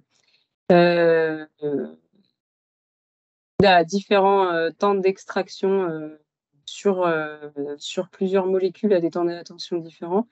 Donc, c'est à partir des coefficients de variation qui étaient les plus faibles qu'on a déterminé les différents paramètres, enfin qu'on a optimisé les différents paramètres. Ça a été aussi fait essentiellement à partir de la méthode qu'on utilise pour les huiles. Donc les échantillons, on les a sélectionnés surtout par rapport à l'analyse sensorielle. Et après, en fait, on a essayé de corréler les deux études, donc entre les différentes intensités en analyse sensorielle et toutes les molécules retrouvées en GC. Donc ça, on a comparé donc les différentes intensités et en même temps on a comparé avec la biblio qui nous donnait par rapport aux molécules les descriptifs sensoriels théoriques. Donc là c'est le bilan d'un peu tout ce qu'on a trouvé. Donc ce qu'on a réussi à faire ressortir donc sur le descripteur vert, on avait utilisé essentiellement de la Pévrole. Et entre tous les échantillons, on a trouvé quelques marqueurs potentiels, acétaldéhyde, ester méthylique, d'acide acétique, alpha-pinène et 1-pentène 3-ol. Donc ça, pour l'instant, c'est tout ce qui est présenté là, c'est surtout des marqueurs potentiels, parce qu'en fait, il faudrait développer encore plus d'échantillons. Sur le foin paille, on était sur des échantillons de soja, on n'a pas réussi à sortir des marqueurs vraiment identifiés sur toute l'analyse des composés volatiles. Sur le côté animal, il y a eu sur les févroles et les pois une seule molécule commune sur tous les échantillons passés, et c'était le 1-hexanol qui représente plus le côté vert que le côté animal. Sur le marqueur céréales, on n'a pas réussi, pareil, à trouver des marqueurs moléculaires, mais il pourrait y avoir une association de plusieurs molécules et avec une implication probable du 2-heptanone qui était commune en fait aux deux listes entre les deux échantillons. Sur le lait sucré, on a réussi à sortir quand même l'acétoïne, le 2-octénal et l'acide pentanoïque. Sur le descripteur pomme de terre, les molécules communes à tous les échantillons, enfin la molécule commune à tous les échantillons, c'était le 2-pentylfurane, et ce qui ne représente pas forcément le descripteur pomme de terre. Par contre, ce qu'on a vu, c'est que dans la biblio, le nonanal qui est donné pour le descripteur pomme de terre, il a quand même été retrouvé en quantité significative dans les échantillons, mais par contre, c'est pas corrélé aux intensités sensorielles. Donc là, peut-être que le jury pourrait être aussi un petit peu plus entraîné sur le descripteur pomme de terre. Ensuite, sur l'amande, on n'a pas réussi à retrouver le benzaldéhyde dans les volatiles. C'est le benzaldéhyde, c'est retrouvé dans la biblio. Et pour le champignon, on a réussi à avoir deux molécules potentielles sur les échantillons. C'était le 2-méthylbutanal et le 6-méthylcinq-heptène-2-one, qui en fait est décrit comme moisi dans la biblio. Normalement, le côté champignon, c'est plus l'octénol, mais qui a été détecté, mais pas dans tous les échantillons. Donc, pour conclure, on a réussi sur tout ce projet, on a défini une liste de descripteurs. On a trouvé des références pour s'entraîner dessus. On a entraîné un jury en interne, et en même temps, on a réussi à faire une méthode de détermination des volatiles. Et on a aussi réussi à faire des fiches descriptives donc, pour le soja, le févrole, le pois et le pois chiche. Après, pour les perspectives de ce projet, ce serait de continuer à augmenter le nombre d'échantillons pour réussir à faire une meilleure corrélation entre le jury et les composés volatiles. Voilà, je vous remercie pour votre attention. Et je repasse la place à Sylvie. Oui. Très bien, merci. Donc là, je ne vois pas de questions pour l'instant, mais ça va peut-être venir. Donc, je vous laisse le temps de poser une question, le temps que je retourne sur les diapos de conclusion.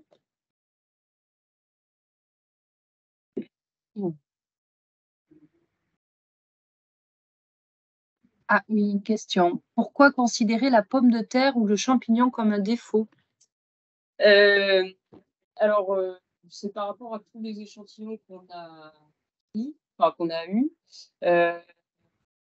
Bon, dans tous les cas, le côté champignon, en fait, quand on avait on a eu pas mal d'échantillons qui, je vais prendre l'exemple du soja, qui sentaient que le côté céréales et un petit peu les sucrés.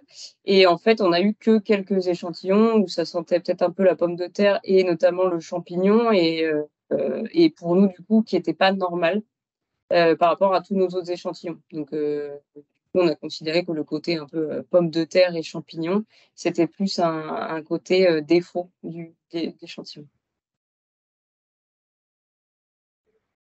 En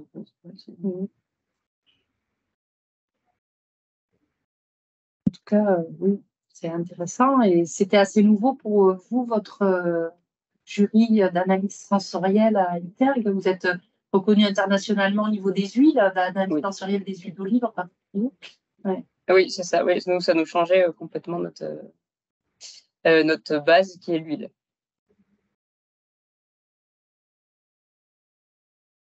Une autre remarque, un profil sensoriel largement différent. Je n'ai pas compris la... Ah oui, il y avait une autre remarque que je n'ai pas vue. Ah oui, peut-on supposer un profil largement sensoriel plutôt sur les off-notes en fonction du médium goûté, plus ou moins proche de l'application, présence de sel, sucre, huile, gomme, etc. Donc, un profil largement différent plutôt, il voulait dire, hein. Un profil sensoriel en fonction du médium goûté. Alors, le médium, je ne sais pas s'il y a d'autres éléments présents dans le produit goûté, peut-être. Oui, parce que nous, on était directement sur la protéine en poudre diluée dans de l'eau. Alors, comme on l'a pas fait sur d'autres matrices, on l'a vraiment fait que dans de l'eau. Alors, je pense que clairement, ça peut changer le goût, mais bon, après, j'ai pas vraiment la réponse puisqu'on l'a pas fait en interne. D'accord. Bien, merci. Donc, je vais passer la parole maintenant à Jean-David Léao qui va vous faire la conclusion. Donc, une petite conclusion rapide, il me reste 3 minutes, si je vois bien. Caprotein avait pour objectif, enfin l'un des objectifs de Caprotein était un peu d'identifier les besoins qu'il y avait pour développer l'usage des protéines végétales, notamment en alimentation humaine. Les résultats des projets qui nous ont été présentés aujourd'hui montrent bien l'étendue de ces besoins.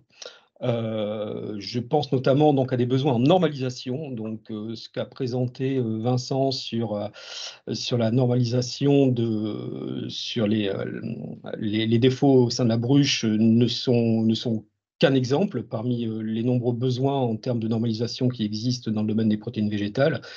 Il y a beaucoup de travaux qui sont en cours et on en est qu'au début. Donc, il y a un gros besoin en termes de normalisation dans le domaine des protéines végétales.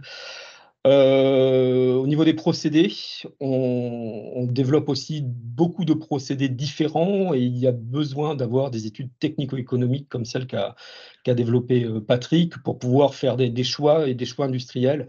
Donc, pour valoriser ces protéines, ces différentes sources de protéines.